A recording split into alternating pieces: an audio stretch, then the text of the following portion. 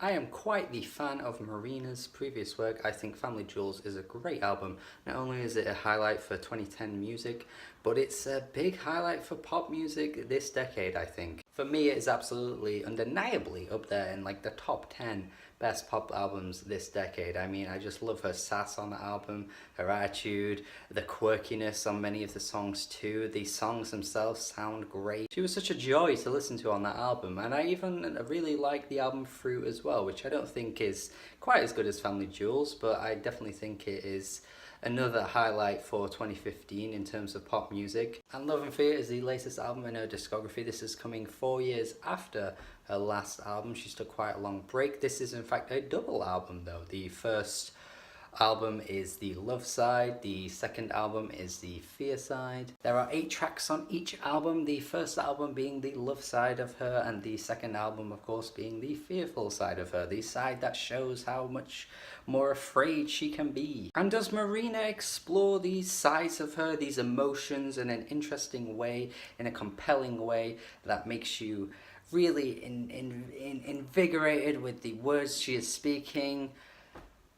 No. Is she filled with that colourful, vibrant quirkiness that was once on her debut album 9 years ago?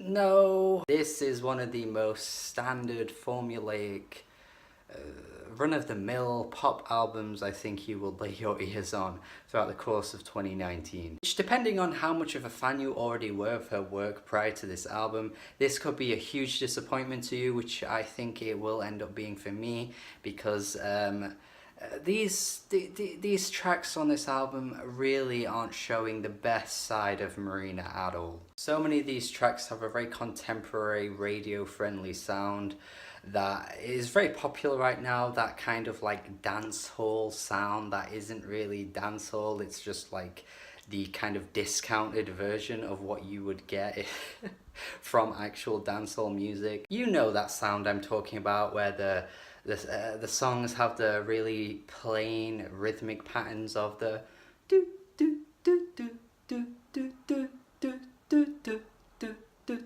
do do do do. For examples, just listen to Orange Trees and No More Suckers, and maybe Superstar as well. It's just really dull to my ears. It's like halfway to reggaeton, but the artist just doesn't want to go full reggaeton because they do want to keep their sound contemporary and they want to make sure that it gets on the radio, but they don't want to quite make it that far, because if they make it that far, then it won't be accessible enough to make it onto radio. And it's also Marina doing this sound, which just doesn't sound right to my ears. It doesn't sound right with Marina over this style of production.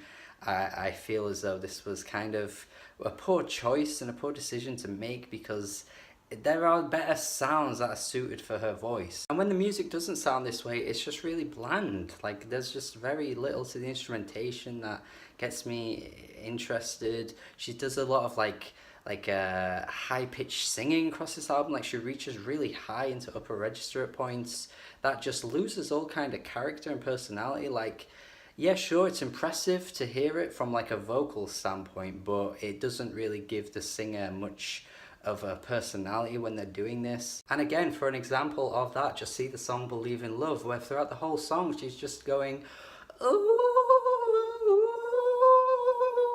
with her voice, and it sounds very artsy, it sounds very glitzy, but it just does nothing for me. It's really boring to listen to.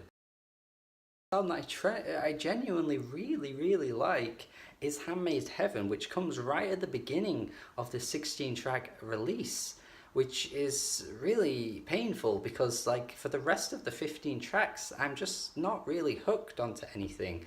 So it's really sad to say that the only good song, for me anyway, comes right at the beginning. This is where I think, like, you know, the music actually matches her voice really well. I think the sound quality of the song is really rich. I do think this is genuinely a highlight for Marina, but it really is about the only highlight I can say for this album. The identity of Marina has been sucked away on this album, man. Like, I couldn't pick out any part of her from this album. Like, if you played it in about a year's time, maybe I'd go, oh, that sounds like Marina, but is it Marina? Because this could be any other singer, really. Digging into the lyrics of this album is a bit tedious as well, because a lot of the tracks just hit really obvious cliches. They're not badly written or anything like that, but they do just have very standard like topics. Like, she's not really exploring these topics in a particularly interesting way. Emotional Machine is exactly what I'm talking about here, because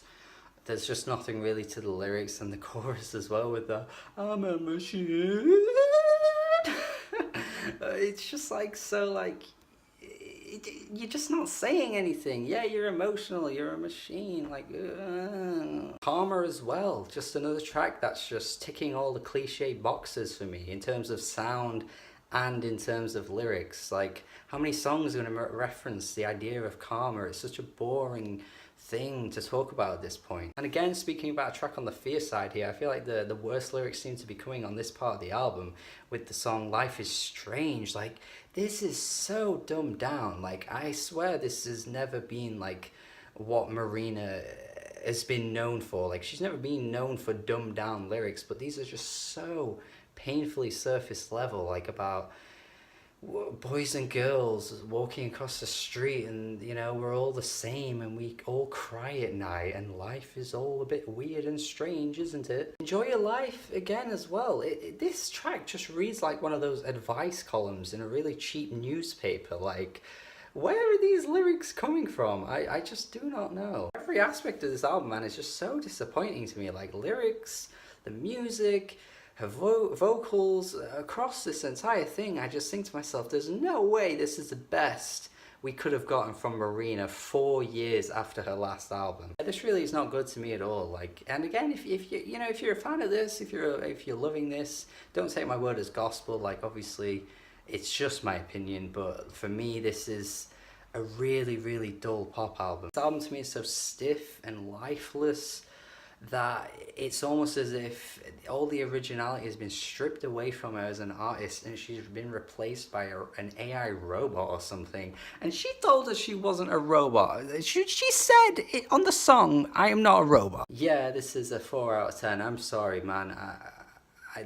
This was no. I hope you enjoyed my review. I know she's got a feisty fan base, so I am expecting this video to be bombarded with a lot of hate, but try to be nice, please. But thank you for watching my review. Hope you got something out of it. Hope you enjoyed the album, more than I did at least. But yeah, hope you subscribe if you haven't already. Have a good day. Goodbye.